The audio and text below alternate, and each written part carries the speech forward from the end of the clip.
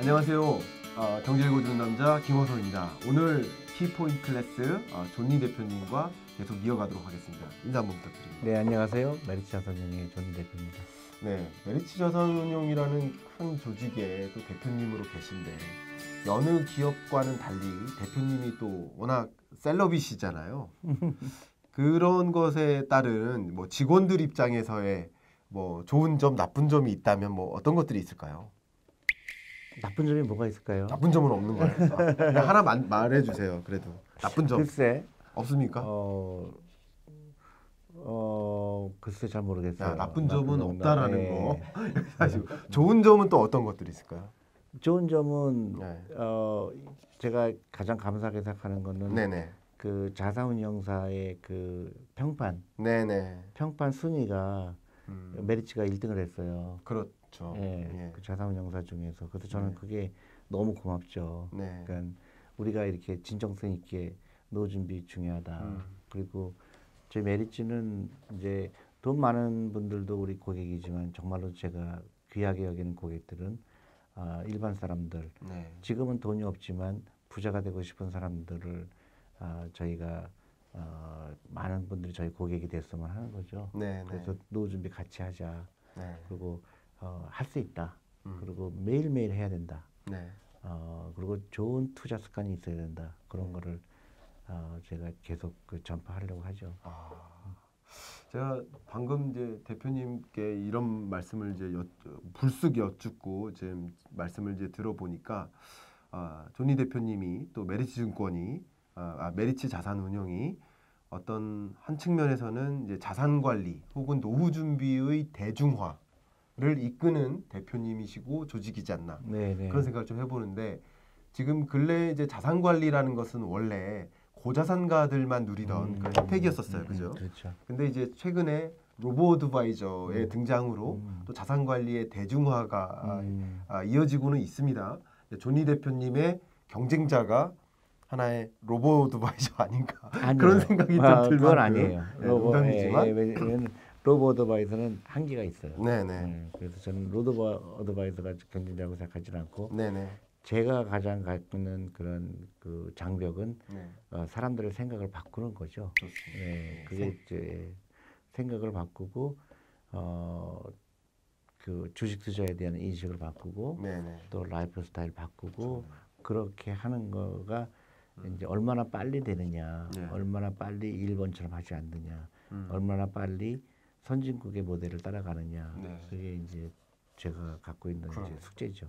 사실 로보 어드바이저가 인식을 바꾸고 생각을 바꾸고 라이프스타일 바꾸는 역할은 못 하거든요. 네, 못하죠. 그러니까 주어진 그 고객에게 맞춤화된 뭐 포트폴리오를 그렇죠. 구성한다든가 네. 요 수준인 거지. 그러니까 대표님만의 역할이 또 있기 때문에 네. 또 대표님이 이렇게 계속 알려지시고 또 조직도 계속 승승장구하는 게 아닌가 그런 생각을 해봅니다.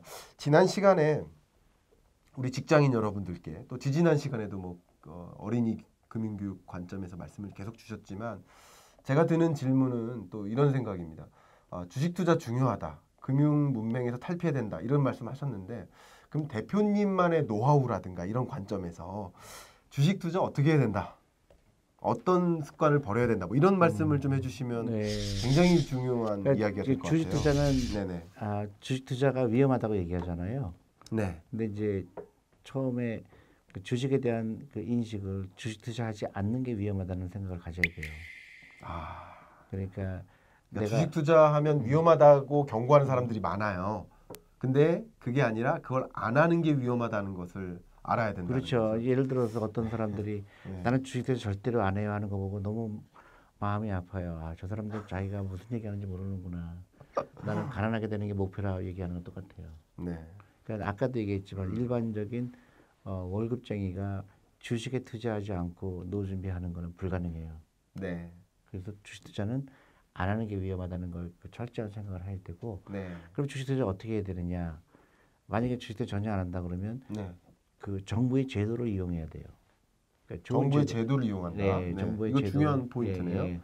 연금저축펀드라는 제도가 있어요. 네네네.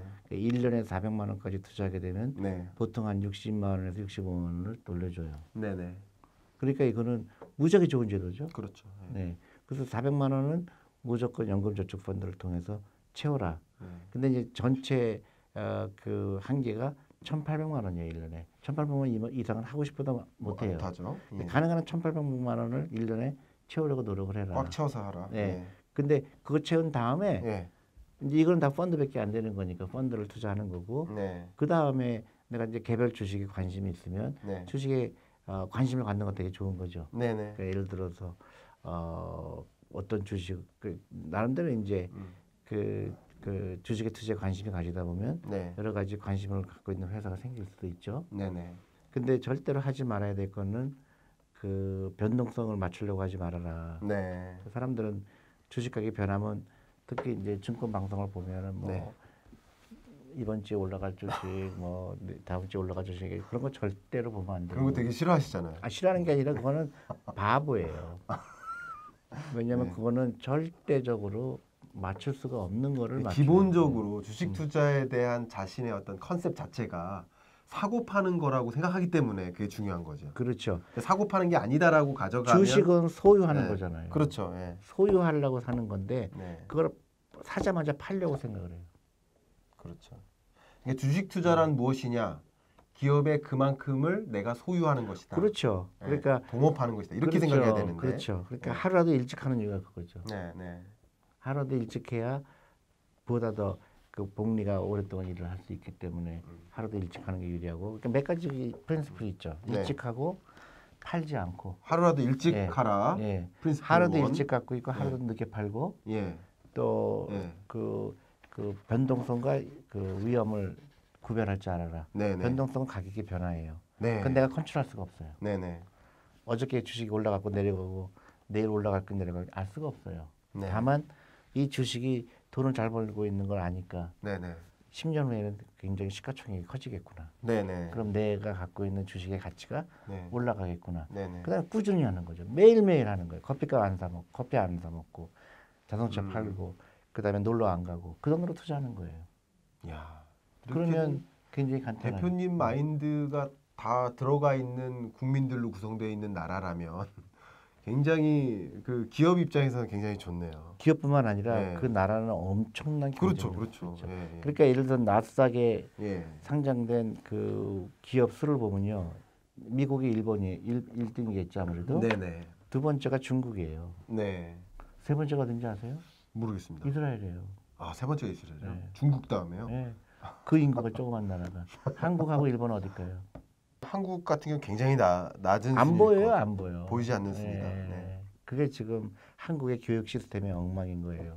제가 어쨌든 진행상 또 다른 이 오늘 주제에 맞는 질문을 또 한 가지 이끌어 보면요.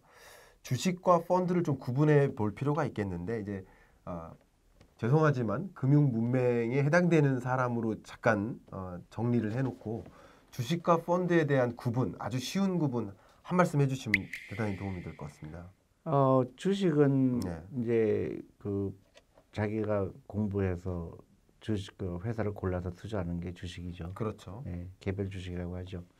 근데 펀드는 내가 시간이 없거나 네, 아니면 그 고를 능력이 아직은 없다고 생각하거나 네, 네, 그랬을 때 전문가한테 맡기는 거죠. 내가 네. 돈을 줄 테니까 네, 당신이 대신 투자를 해달라. 네. 이제 메리츠 자산운용에 만약에 오신 고객은 저희가 그 돈을 모아서 네, 그 돈으로 우리가 그 대신 투자를 하는 거죠. 그렇죠. 근데 그 장점과 단점이 있죠. 개인 투자가 직접 하는 거와 아니면 펀드를 통해서 투자하는 거와 네, 장점은 수수료가 안 들어가죠. 네, 네, 자기가 직접 하니까. 네. 근데 단점은 그 분산 투자할 수 없죠. 작은 돈으로 하루에 뭐 5천 원, 10,000원 가지고 투자할 수 없죠. 네, 네, 근데 그 대신에 펀드는 작은 돈으로 분산 투자할 수 있고 네, 또 전문가의 힘을 빌릴 수가 있고 근데 네. 단점은 이제 수수료를 내는 거죠. 그렇겠네요. 그래서 펀드를 고를 때는 중요한 것 중에 하나가 네, 그 수수료죠.